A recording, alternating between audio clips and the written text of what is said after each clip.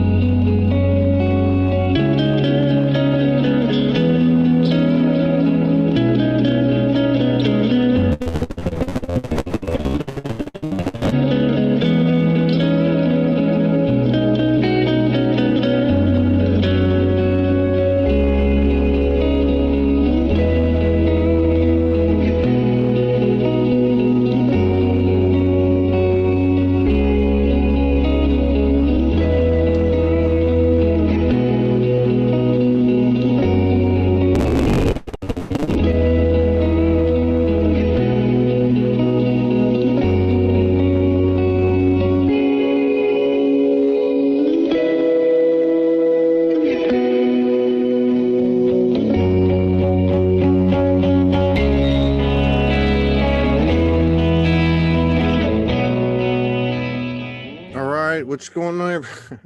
What's going on, everybody? I just woke up from a nap 15 minutes ago, so I'm not quite on my game yet. Okay, I will be in just 1 second. So we have a very cool show today. Very cool.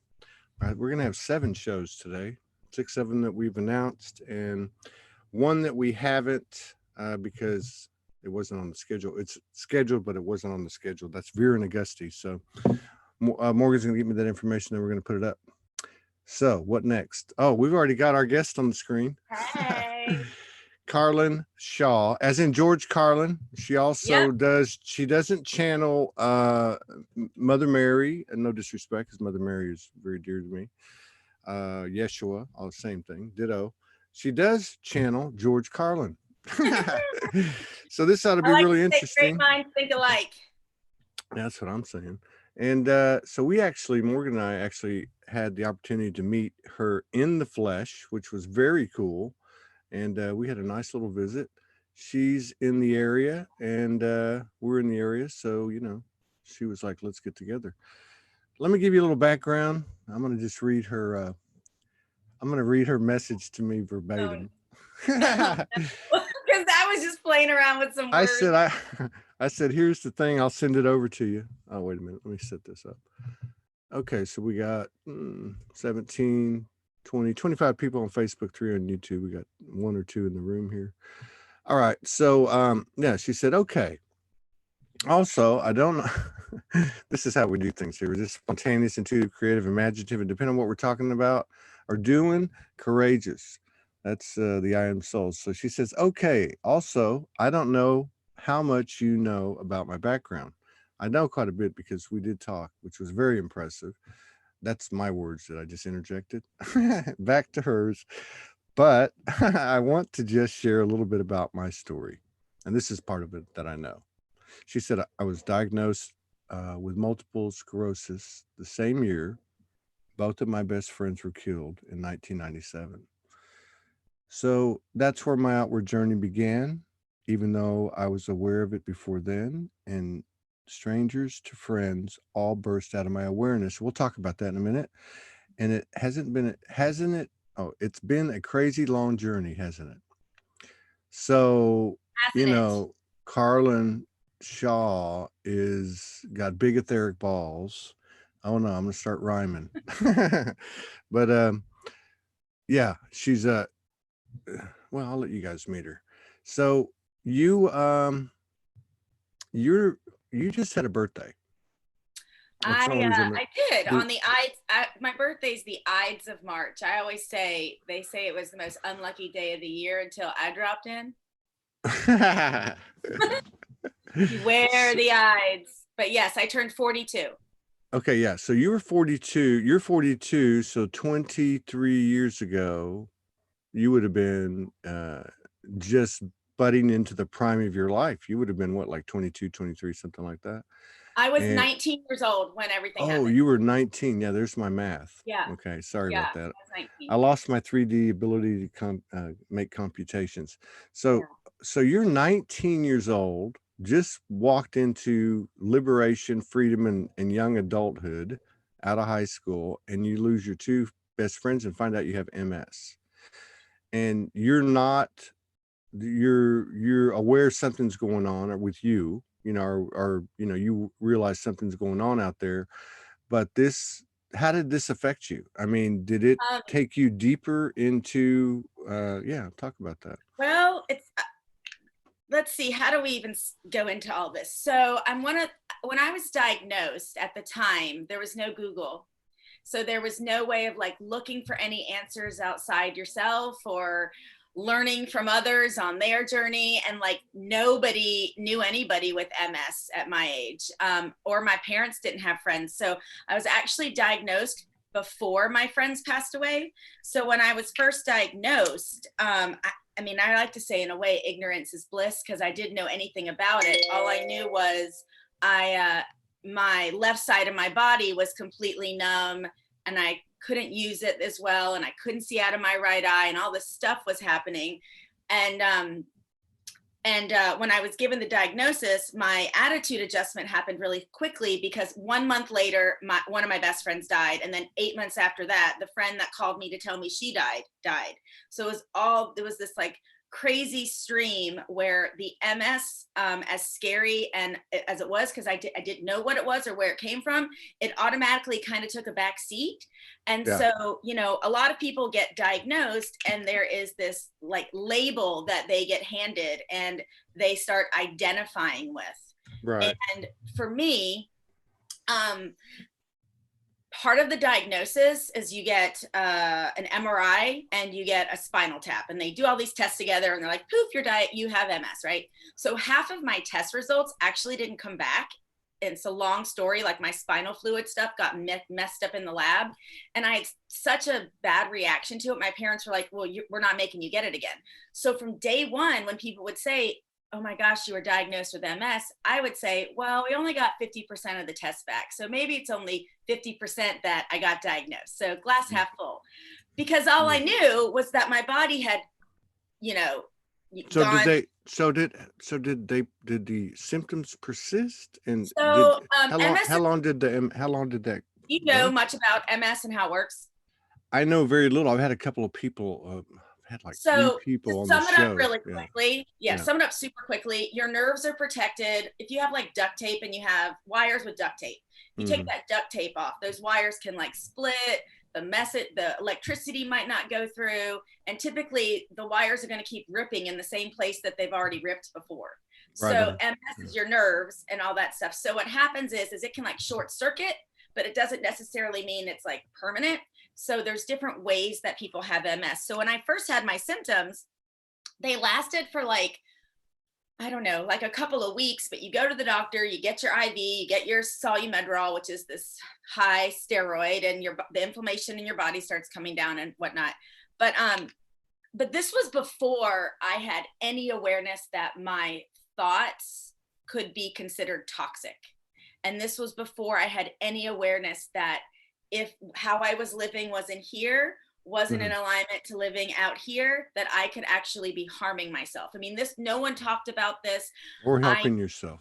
Yeah. Or helping myself. I've always been somebody that, asks for forgiveness, not permission. And so I've always gone after the things I want in life. Like as a kid, I auditioned for the theater school without asking permission, and just all the things. But at the same time, I had a very distorted view of myself when I looked in the mirror. Right. And so a lot of my journey has been that. And when I look back on my MS, because I tell people I'm self-healed. I'm a 3-time marathon finisher, including Boston and New York. I have gone on to travel all over the world and hike as much as I can and raise a ton of money and awareness. Wow. How but long again, did the MS last? I uh, mean, how long before you felt like you self-heal. felt you were cleared? Yeah. First exacerbation was 97. Second one was 2004. I was living in San Diego. I lived there for a while, and I woke up to go to work and just couldn't get out of bed because my left leg was paralyzed. I mean, it was like the trippiest thing ever. I was 26, and that really was a wake-up call for me because I wasn't happy at my job, and I was way more like, okay, there's things now that I can attribute to certain things, you know, like I was starting to take that bigger picture on everything. And so this was when I had that second exacerbation, I had made a promise to myself in college that I would live and work in Australia before the age of 30. And I had this awareness come over me that I'd had an exacerbation, and then 2 months later, out of nowhere, I lost my job. And so I was like, well, I can pay $500 a month for Cobra health insurance to stay on my meds, or I can take that $500 a month and go to Australia. And I had this crazy thing happen where I committed to myself in that space. And this was a couple years before The Secret came out. So I was starting to manifest, but I didn't know the terms. But I 100% manifested my Australia opportunity. It paid for my flight. It was this crazy thing that happened. And I don't take any meds with me. And I'm just like, I'm going to a country with universal health care. If I need anything, I'll be taken care of. And I get there, and the third week I'm there, I meet a guy from Vancouver, and he takes me to the movie theaters, and he takes me to see What the Bleep. So I'm 26 years old. I'm in Australia. I'm living it. I'm living it, but not even knowing that I'm living it. And I go to see this film, and for the first time, and it can like make me cry actually. Like I go see this film and I'm like, oh my God, I'm not alone. Like this isn't just me in this crazy head space and heart space that I'm in. And so in this whole time period, while all this is going on, since Margaret and Meredith died, it was like, I felt like I had this honor to live life for all of us because they never knew it was going to be their last day. And so I was always inspired and took my friends with me. And this was prior to me meeting with spiritual mediums, but Margaret and I have always talked, you know, so I didn't need anybody to connect me to her. I could ask for her and she could. Wait a minute. So everybody understands that just came in the door at 19 years old. She was diagnosed with MS, and she lost 2 friends all at the same time. One of them's Margaret, and she just said she's never had an issue speaking to Margaret, right? No, Margaret's helped me buy a car. Margaret's helped me like rebook flights. Like Margaret's still my partner in crime. She doesn't show up as much lately. So I'm like, maybe she's just moved on. I don't know. But yeah, I don't know about you, but I have, part of my story is death as well. I have held a lot of people through death. And I joke that our friendship just evolves after they die. Like I get to know them in such a different capacity, but I mean, that's a whole other story, you know, but yeah, all my friends are still with me. I'm really blessed. So yeah, I was diagnosed with MS and, you know, quickly learned I wasn't invincible and that I had a body and things could happen to my body that felt out of my control. And then I recognized, well, what can I do to be in control? And my motto is, you know, tragedy creates purpose and fear can be channeled as fuel. And, you know, I've 5 tattoos and each of them represent a different story. And the first tattoo I got, I went to study in London for a semester in college within the year of my MS diagnosis and my friends dying, because I recognized I was depressed. I mean, I was going through all these emotions in college and I didn't know what to do with them. And I had this idea, well, if I remove myself from simmering in it right here and go put myself somewhere else, I can shift my energy and I can start shifting this story. So I went to London for a semester. Again, applied without asking my parents, because that's just how I've always done things. And I found myself in London, in a Dublin on St. Patrick's Day, same weekend as my birthday. And I'm standing there and I'm just like, how did this happen? How I'm in Ireland on St. Patrick's Day? This is like a dream come true. And I ran to get my first tattoo because I wanted to remember this moment forever. And I got a 4-leaf clover with the letter M on me because I recognized in that moment, had I not been diagnosed with MS and had my friends not died, there is no way I would be in Ireland for St. Patrick's Day. Yeah. And so once I embodied that, and that's the best way to put it, once I realized, once you know, you can't unknow. Yes. Yes, absolutely. So I joke that the universe just throws me a bunch of lemons just to see how many flavors of lemonade I can make, because I've just had a lot of stuff like we all do to work through and or grow through. But that's really my story. It's a story of self-healing. It was 2009 that or 2010 that I declared myself healed. That was the year I'd been on an IV infusion monthly for about 2.5 years. And I one day was looking at the IV in my arm and I decided I was poisoning myself. Yeah. And then I decided, well, if I decided I'm poisoning myself, then I am poisoning myself. Whether I'm poisoning myself or not, I'm poisoning myself. So I made this executive decision. I talked to my doctor, I talked to my parents, like everyone was willing to help me with whatever. And I just said, no, I want to know my body without all of this. And so that was March 2010. And I ran my second half marathon a few months later and I've never looked back. Wow. That's powerful. Yeah. That's powerful. So, so you had the thing in 97, you have another one flare up when you're 26. And I haven't had a major flare up since.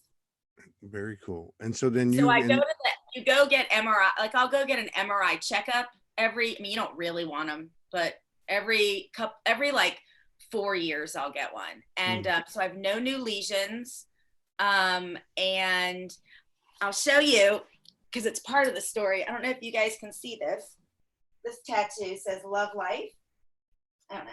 So all of my lesions for MS, my lesions are here at the base of my brainstem, top of my spinal cord. That's what cuts off messaging going into your lower body. So after I saw What the Bleep, I was always just fascinated by the studies of the power of blessing water and how it can change molecules. And so, and in the movie they say, well, the human body's 70% water. Imagine what your thoughts do to you. So I got this tattoo on the 2-year anniversary. I was medication free, which happened to be the day I ran my 6th half marathon. And I call it my bumper sticker. And I put it here because it's right where my lesions are. So I like to think I'm blessing my messages as they pass through my body. Wow. Well, you set that intention. You set that intention. So that's exactly what happened. Do you think that, my mom's handwriting. Really? Do you think that because, in the physical body, you had that obstruction, we'll use that term. You had that obstruction potential, or you actually had it, or whatever the case is, or both. Do you because I'm thinking, I'm like looking at the brain and the messages going down to the lower part of the body being constricted. I wonder, do you think that because of that, there was more brain power left over, if you want to put it that way, or more energy, and you had a higher sensitivity for your higher self, with these types of conversations of, the IV in the arm, and even when in 97, and it didn't feel good, you're not going back, and then you're 26 and you say, hey, to hell with this, I'm going to Australia. Do you think you knew something inherently? I've always, going back to being a child, and I know kids have all kinds of crazy thoughts and whatever. I can remember I've always been so internally aware. Like the term old soul, naturally, like, yes, we say we're old souls, but like like I was a child befriending like the 90-year-olds, you know, like I've always been drawn to wisdom. And I've always questioned. So questioned also from a place of curiosity. Yeah. So like, but I remember being a kid and telling my mom, like, I'm not, like, there were days I'm like, I'm not going to shower because I thought there were like giants or people like telling us what other people to do. And so I was like, I'm not going to do what they tell me to do. I'm going to do what I want to do. And I had this whole idea that like we were dolls in a dollhouse and other people were trying to control us, but that I knew, I mean, just crazy stuff as a kid. No, I don't you know? think that's crazy at all. I actually think that's exactly what was going on. And Yeah. And then, I'm not just talking about what's visible yeah, in I've the always, normal spectrum either. Yeah, no, I think so that's it's very, like, I that was probably soul memory, yeah, soul memory of what this whole, this loop has been, so yeah, right it's on. like I've always and you know, I've never felt like I belong anywhere, but I always know I'm where I'm meant to be. It's this like interesting balance of What's that old Chris Christopherson song? I'm a walking contradiction. Something like that. because I show up and like there's transformation everywhere, you know? And when I get to show up and really play a role in it. Like I like to think of myself as a lighter, like I'll spark people in a lot of ways. And I shift things and sometimes it's a little more blunt than others, but and things and I receive back too. It's not just me showing up for everybody, like others show up for me too. But I've always known that like my actions create more actions and you can't just sit and wait for things to just change. Like that's never how change has happened for me. However, in the stillness, you know, I'm a Pisces double Gemini. So there ain't no grounding in like my whole chart. I joke that I am living in alignment to my chart, and unfortunately, not to mention you're obviously connected to the fairy, because oh my gosh, with the yes, wings, I'm like a like pixie. you got wings like a hummingbird. Yeah, and so like that's I mean, I was debating which shirt to wear. I have like all these different shirts. Wait, first of all, I have to show you the one I didn't wear. Grow with the flow. My friend sent this to me for my birthday. I was like, it's so perfect. Wow. But yeah, so I've always been really drawn to, I've always had a passion for people. And the reason I've had a passion for people is I have a passion to like their building blocks and their stories and what makes them this, you know, because everything is is a choice from something that's been back here. And so what brings somebody to this present moment, there's so many layers and layers and layers. And so when I meet somebody, I love to be that introductor to be like, who are you?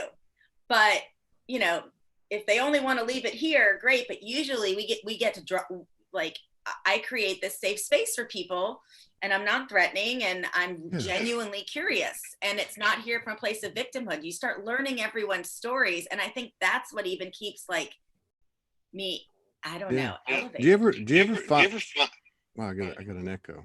Okay. So do you ever find that, when you meet someone like that, because we're going to get into that a little bit, strangers to friends, okay, with the energy behind it's the same thing you're talking about. Do you ever get like when you meet somebody new, like they'll tell you everything about themselves, like in the first 10 or 15 or 20 minutes, if they just roll with it? Oh, are you kidding me? That's like, I have to get on the airplane with my earbuds in sometimes just to show I'm not actually wanting to talk if I want time to myself. Yeah. But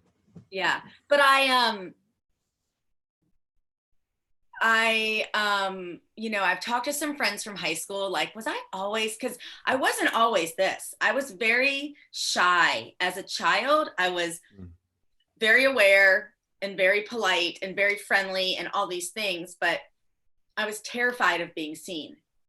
So as much as I'm outward like this, part of my journey has been accepting myself. Yeah. When it comes to healing my MS, I sum it up in one sentence: the happier I got, the healthier I got. Right on. So And that did you have along the way, or even up to today? I mean, do you have any like, you know, what you would call like etheric connections? I mean, you do, obviously. Some people just hear one voice of the universe, and some people have visitations and everything in between, you know. I mean, do you like identify with certain essences or star family um beyond the fairies, I'm of course? literally sent people. I don't know how to explain it. Like, I'll give you an example, right? Like, when I had my first experience with my spiritual medium, which I wasn't seeking, I found an old cassette tape with a business card in it for a spiritual medium in my box of tapes. This was tapes, so we're going back a bit. And I didn't know how they got there. So I called the phone number on this card and got connected to a woman in Sedona, and learned she wasn't available and threw it away, or like put it away. And then 9 months later, it finds me again, and I call it again. And it turns out she's going to be in San Diego the following week. And it's the one day that I'm free. And I go meet her, and it's 2 weeks before I'm about to go to Peru for 6 weeks and go into this whole spiritual journey. I mean, and so I follow, like, I'm given. Yeah. I don't hear. I also, without going too much into it, because I know a lot of us do this, I've been seeing number patterns for like 10 years, and I see I have my own language with the numbers. I see, you know, like 318, 319, 316, 317. They all have their own definitions, and you know, so that what's cool about my numbers now though is I can think the thought and get the confirmation on the number, where I used to have to do the action and get confirmation. Oh wow, that's But cool. I That's don't cool. yeah, no, So it's you're it's almost like the advice Margaret gives you, or for buying a car, or you know, I mean, like you're getting something up front before you take an I action. so I guess what I was going to say is, when I met my spiritual medium, I recorded the conversation so I could share it with her mom, right? Because it was amazing. So I'm on the airplane, and I'm flying back to Greenville, South Carolina, which is where I'm from. And I get on the plane, and I'm like holding my bag with the tape in it like it's my life, you know. I'm like, oh God, I'm so like excited. And the man sitting next to me is reading a book on spiritual mediums in the afterlife. And I just so I look at him and I go, "Are you into this?" And he's like, you know, so of course, synchronicity right there. And within the next, I end up giving him my spiritual medium's contact information. She ends up changing his life so profoundly that he pays for me to go to a 3-day retreat with her and him in Sedona, like the following year. And my friends all look at me and they go, "How does all this stuff happen to you?" And I go, "I show up." Yeah. And that's just one teeny little story. I think you had some kind of innate memory pattern or something that carried over strongly, that you didn't have to, you know, go to sleep on, and you have this like built-in you know, the curiosity thing. That's all soul, you know, the knowing of being able to basically program yourself, and maybe not putting it in those words, but knowing like, hey, I'm just going to go to Australia, or Oh hey, no, I'm it's a knowing and a programming. I agree with you. yeah, I mean, you like came in the door with it. That's been like your go-to. And then of course the magic that it creates, you know. What'd you like, for instance, what'd you do in Peru? Well, a little backstory is when I was going through this period of fully accepting myself and trying to grasp reality, I was experiencing severe depression and anxiety, like debilitating depression and anxiety simultaneously while working in a cubicle at my job. And I went to my regular doctor, not my neurologist. I had a great relationship with her. And I said, "Have you ever felt like you're treading water and you know where you need to swim to, but it just feels easier to drown?" And she's like, "Yeah." And I go, "I need help. I'm suffocating in this. Mm-hmm. And she gave me 10 weeks paid disability. So she goes, do you know how to fix yourself? I said, I know how to fix myself. This So was this a psychiatrist? nope, Who? this was just my regular doctor who I'm still good Wow. friends with. Because guess what? So Her last name is Carlyn. I would call and go, Carlyn, call for is she a I can fairy? figure out- Is she a fairy too? she is such a, like, she sees people. And most of her patients were much older. I was not her. I literally picked her out of the insurance book because of her last name. I was not like her typical patient. Well, that's how the language works. You've just been Yes. you've been ahead of the curve. She gave me, I didn't even know paid disability. I didn't even know that this was an option. I didn't go seeking it. I didn't know, but she was scared that it was going to cause an MS exacerbation. So I went to Peru, and because of the stress is what induces inflammation. And so she was more trying to be actually proactive. She didn't say, go to Peru. She goes, I want you to take time off and heal yourself. And I go, well, to heal myself, I need to reconnect with myself. That's all this is. I'm just so disconnected right now. No, and how old were you at this time? I mean, when 2008, I was there when Obama was elected. Okay, so you were still in from your own 30? Choice. Well, yeah, but I'm saying you were still like 2 years away from saying, "Hey, I'm cured. I'm done." Correct. All right. I wasn't there yet. It was just all these things that would happen, and I would be like, "I'm in control. I'm in control." Like the more I allowed myself to step through whatever. Like, for instance, there are people out there severely depressed and whatnot that they don't ask for help. Yeah. Well, you're not going to receive the help if you don't ask for it. Yeah. You know? And so, and the help doesn't mean, oh, woe is me. The help showed up as 10 weeks paid off that I didn't even know I was asking for. Yeah. So from a GP that prescribed, that lets you prescribe yourself. And she and I are friends on Facebook. So I'll make sure she watches this interview because we still she's still supportive of my journey. And right on. She's this amazing woman. I can get teary-eyed. She was a big part of my growth. Did you do plant medicine in not there? Okay. I've done it, but not there. I was so fragile.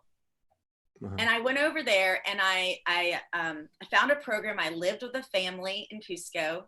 I took I took Spanish lessons at the local language school. I trekked Machu Picchu, a 5-day trek. I went somewhere by myself and just had this massive self experience. And for me, that is medicine. Yeah. When I show up, I don't like to research before I go anywhere. Like I told you when we met the other day, I was like, I didn't even know what St. Pete was. It's so cool we're here. I hadn't even like Wikipedia'd it. I didn't even know where I was coming. And that's actually how I like to do things. I don't like any expectations at all.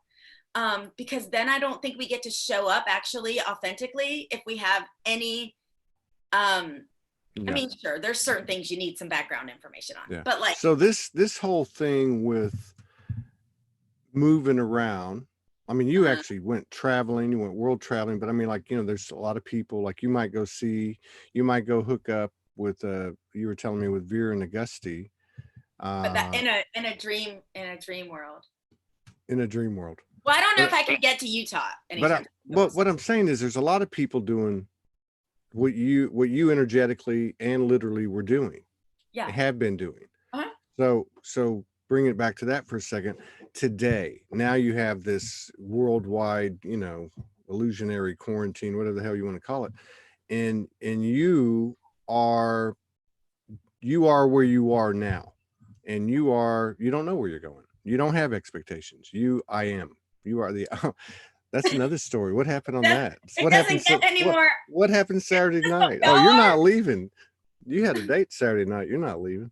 You're going to be living here for a while. No, it's not going to go that way, but it's a good story. Yeah. But like, are you comfortable? What I mean by that is because of where you've been and because you're starting to see it in a lot of people like Morgan and I and Vera and Augusti and many, many other people, you can tell something's happening because you have great sensitivity. But are you personally, after all this time, after all you've done and been through and accomplished, are you comfortable with that type of lifestyle now? Like, are you concerned at all about the far off future and, stuff like that? Or do you pretty much stay present? I think I pride myself on staying present. Hmm. And I mean that only because it's been growth. I can't say that's always been the case. Yeah. I've gotten really good at not being as not being reactive. Like I think that practice makes perfect. And because I was handed such uncertainty at a young age, as I've continued to be handed, because like these are fake, I didn't have teeth, I was thrown off a bike. I have so many stories about life happening and uncertainty and then how you respond to it. And so right now, as I take a step back, I think, it's heartbreaking when so many people are reliant on, life being a certain way. And there's no judgment there at all. I mean, you're married, you have kids, there's this life you've built for yourself and it brings you joy, like I'm not saying that there's anything negative around, it's one thing to have consistency because it brings you joy. It's another thing to be conformity, Yes. So yes. I think what makes me just so sad, or for me, it's like, oh, so much of the world right now is just getting an example of what my world is. Like nothing has worried. I haven't been really, not much has changed in my life. I'm actually still living exactly the same because certainty scares me way more than uncertainty, Exactly. But nothing to hold certain, nothing certain but the uncertain, right? Exactly. And that's not a negative statement. No, it's not at all. And that's because, but I've been trying to tell people, like right now, so many are like, oh, it's uncertain. And I go, y'all, it's always been uncertain. What's uncertain? But What's uncertain? but I'm like, you think it's certain you're going to get in your car and get to where you need to be?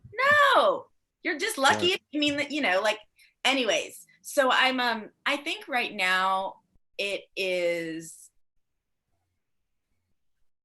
on a personal level, when it comes to like segregation and disconnection and isolation and all these ways, like there's so many beautiful ways that this can bring us all together. And it is bringing us all together. But, a lot of people that are drawn to the work that I've been doing that I've done with Strangers to Friends are still very early stages of waking up. And so these people are in a little more fear and don't necessarily have the tools on how to exactly reemerge from this with confidence. Now, these people you're referring to, they all came through Strangers to Friends. And it's not, and I say these people, and I don't, it's not like I'm grouping people, but no, I know. These are the people you're interacting with. Yeah. So when so Strangers to Friends is based off my life. So like, it's how I call it vulnerability. My formula is vulnerability, synchronicity, possibility. So I'll use you and I as an example. Mm-hmm. At one point, I friended you on Facebook. So that could essentially be vulnerability number one. Vulnerable with self, right? I have to give self permission. Then next stage of vulnerability is our engagement, like the initiation, the conversation has to happen. The worthiness of connection has to be there, like whatever little levels there are that go through in making whatever that initial connection feel vulnerable. Then the synchronicity happens, and it's going to happen through us finding mutual friends. It's going to happen through Jen. It's going to happen through all these beautiful, fun ways of synchronicity. And now that synchronicity turns into possibility, and here we are together on an interview. Right on. Yeah. And so that is my formula for every single solitary connection that I have. And it's the formula that I try and teach others, because what happens is in the space of vulnerability, somehow we decided like being vulnerable was even like, there's so much weight around it. Like, I'm like, it's not about being vulnerable. You're just being yourself. Like, we're just being authentic. Like, why does it have to be so heavy? And like, I'm vulnerable. It just feels so heavy, And I'm like, it doesn't have to be. So when you can get somebody, when you can create a space for someone to show up in their story, show up owning their story, just being in their story, which is typically means people are in between their stories, which as a collective is what we're in right now. So you're either in this relationship, or you're moving into this one, or you were healthy and now you got a diagnosis, or you were this or you were this, and there's this space in between while you're moving from this to this that you're wobbly. So you're in the cocoon, right? Yeah. Yeah. That is the space where I meet You're like people. in a relay and the baton's being passed. Yes. So And there's that moment of hesitation. But these people, you bring up some great points, and I want to go back to this one. So these people that you're talking about, which is, let's just say that's your sample group, these are the people you interact with. And you said a lot of them are just waking up. And I was just about to ask you, and then you actually answered it. I was going to ask you, what does that look like, for those people? And then you actually answered it. But it's empowering. Yeah, but I mean, are you finding, because I remember talking to you the other day and you were telling me how you met this guy when you were jogging, and how you basically just go up to people and start talking to people wherever you go. So these people are absolutely. So these people are not like in, let's just call it light worker communities or Facebook groups or this and that. These are people, I'm just saying, these are people you meet that may not have probably haven't heard of terms like ascension and all that stuff. Oh gosh, no. Yeah. So my question is, but by the way, I'm drawn to both. Yeah. Not all this. I mean, it's a blend of people. Yeah. So I was going to ask you how, because you've been doing this a while, even if it wasn't under Strangers to Friends, you were already doing this years ago. Do you find people that are, you might label as just waking up? Do you find that they're more receptive, more in tune, more accepting? I mean, what's their condition? Like, are they in the vulnerable condition? Are they passing the baton from one story to the other? You've got people that have been conditioned by religion and belief systems. And I grew up in the Baptist Bible. I'm Jewish, and I grew up in the Baptist Bible Belt of America. And my parents raised me to be open to everything. And I have my own, obviously, my own belief system. But so you meet people conditioned in beliefs. You meet people conditioned from their families. You meet people, there's so much conditioning, right?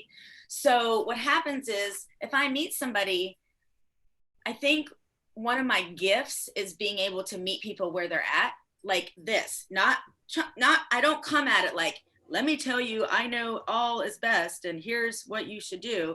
But it's just, okay, we're meeting here. Yeah. And when we first meet, I actually don't even, like that guy I met jogging, the story was, I was just running by him and I cheered him on and said, hey, and we ended up supporting each other, and he motivated me to run. And it wasn't until the next day after he went to my website that he messaged me and said he was diagnosed with MS 15 years ago and how much it meant for him to meet me. But we didn't even discuss it, right? That's the synchronicity that happens. But he's not somebody that I'm going to go back and go, well, let me tell you how I'm doing it. He's obviously doing something right for himself. So you get that. But the people that are ready to not feel like they're feeling anymore. They're ready for some change. I don't want to say normalize it, because I come from a space of, I'm Carlyn, the girl next door. I'm going to relate with you no matter who you are. I've got stories. Like, look at the shit that's happened to me. I'm not saying I'm any better than anybody. I'm just saying everyone has shit, right? And so, if you're going through this, guess what? There's a greater purpose to it. And guess what? You're not being punished. You're being promoted. And guess what? Like, there's so many silver linings that are going to come through this, but they're only going to be presented to you if you accept what is happening and allow yourself to move through it. And, doctors don't dictate that when someone is diagnosed with anything. And, most people, most people always say, I'm so sorry. I'm so sorry this happened to you. And you will never hear me say those words. I will say, I'm sorry, this is the experience that you have to go through right now, because I know it doesn't feel good, but I will never say, I'm sorry this happened to you. Yeah. Because I truly believe it sucks when bad things happen to good people, but it's not it's all connected. My dad once wrote some like letter to the editor when we were kids, and he was referencing football, and he was saying how, you know, when they make a touchdown, they'll like kiss the sky, you know, but when they make a fumble, they don't. How not? Because it's all connected. You can't have the touchdown without the fumble. Right on. Yeah. You know, so I like to think when I meet people, I invite them to look at life from a different perspective. And I have tools, like there's movies I send them, and there's articles, like Vera's article on trying versus allowing is one of my go-tos that I send people, because she articulates it way better than I ever will, but it's what it is, you know? And so I love using other people's works to be able to showcase the message I want to share, because it's not, as you know, it's universal law. This isn't something that I made up. Natural. It's natural. This isn't natural. We've been natural. We've been unnatural. It's natural. Everything else is a man-made law, like everything. So because I don't want to run out of time. All right, we got like 8 minutes. I want to ask you about this. So you actually converted this whole story, this whole energetic expanding portal that is you, and you converted this and somehow created you know, like a stamp, you know, called Strangers to Friends, right? Can you tell us, so how did that start? And yeah, I think you pretty much told us what you do. This is well, I'll try and sum it up a little more. So it started with me sharing my MS story. It took me 10 years before I could meet anyone like me with MS. And so when I finally did, I went to this event by myself, super confident in myself because it's never been my story. I finally meet a group of gals my age with it. I was like the grandma of the bunch because they had all just been diagnosed. I formed an MS walk team. I labeled it Team Optimistic with the M and the S capitalized. And I said, you guys are my silver lining. I couldn't imagine my life without you. I'm so grateful you're in my life. Oh, wow. Wait a minute. So grateful for it all the stories bringing all these people, because that's the way it had always been. I had just never defined it. Right. And then I lost my job, or manifested my job loss actually. And I recognized I didn't have a business card, but then I was like, I never use business cards anyways, but I wanted a connection card. I was like, I need a way to exchange my information. So I went to Kinko's and I was standing there staring at the form to make a card for myself. And I heard the words, you know, I was like, what do I do? And they were like, you turn strangers into friends. So just like that, I made a card and it said Carlyn Shaw, turning strangers into friends. And I just put my Hotmail email address. I didn't have a website. So I put this super long URL to donate to my MS walk. Thought maybe someone would want to donate. I was raising money.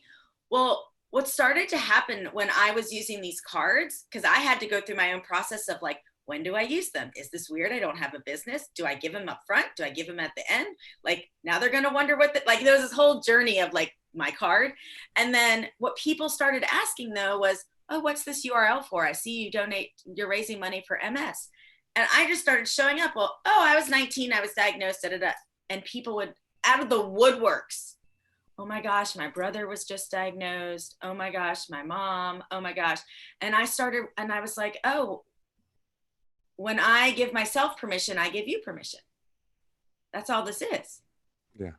And so as I just kept living with it until 2013, when I lost my teeth, I wrote a blog about it in 2014 that Brene Brown, I don't know if you know her work, but she retweeted my blog and it went a little viral. And a woman in Denver who had lost her teeth 18 years prior, but had been living in shame and had never shared the story, personally reached out to me. And in true Carlyn fashion, I challenged her to meet me for Taco Tuesday, and we take our teeth out together and eat a taco. Because my healing is humor, right? Yeah, absolutely. Of course, we're going to talk about it, and I'm going to hold space for you, but we're action oriented in Carlyn world, you know? So I realized how she reminded me at the power of when I share mine, I give you permission to share yours, and how many people out there have stories. So I started a meetup in Denver and Boulder, and I was facilitating monthly events called the Stranger to Friend Experience. And I would lead with everyone would wear a name tag. and I'd lead with an open-ended question, and no last names, just first names, because why do we need last names, really? Right. And then I'd lead with an open-ended question, and I'd have people write the answer to their question. So let's say the question was, what's something unique about you we wouldn't know unless you told us, right? Could go all different directions, but then because of the awareness and the observer that I am, as I ask this, I then watch their body language. I see how they respond to the question. Like, you can sum up somebody within like seconds of asking them that question on how they respond, you know? Yeah. And then there's the people that are like, I have so much to write. What do I write? And then there's like the people that go, I don't know if there's anything unique about me, you know? And so as I was and then I'd meet these people, and then I'd see all their answers. So part of what the event would be was I would be like this butterfly going around going, oh, you should probably go talk to this person. You should probably go talk to this person. But then it was oftentimes just organically on its own, was you just invite people in a space to feel safe and seen and heard, and recognize not everyone else has it figured out, that we actually all have stories. And so it's my vision is, especially now in this, is how do I create an actual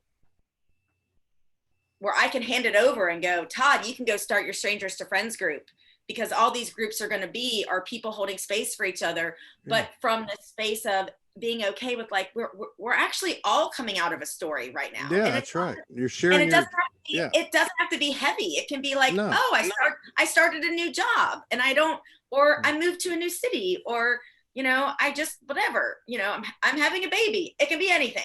Yeah. Or I had a succession of traumas and woke up, you know, or whatever. Yeah. So like, as humans, I say it's our stories that connect us all. And when with Strangers to Friends, it's literally just showcasing synchronicity, because it's simulating synchronicity in a sense, because when you meet somebody that understands you versus just empathizes, and empathy is a part of it. But when you meet somebody that has your story, and all of a sudden it's like this, you're like, everything makes sense. The telling of the experience creates multiple common denominators.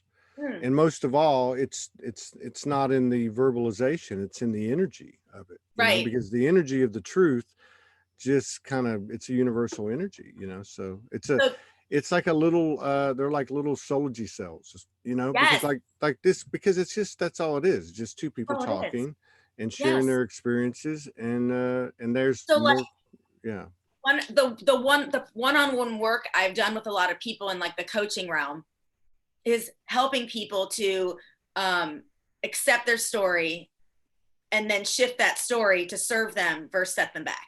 How do we take a story, because every story is shiftable, right?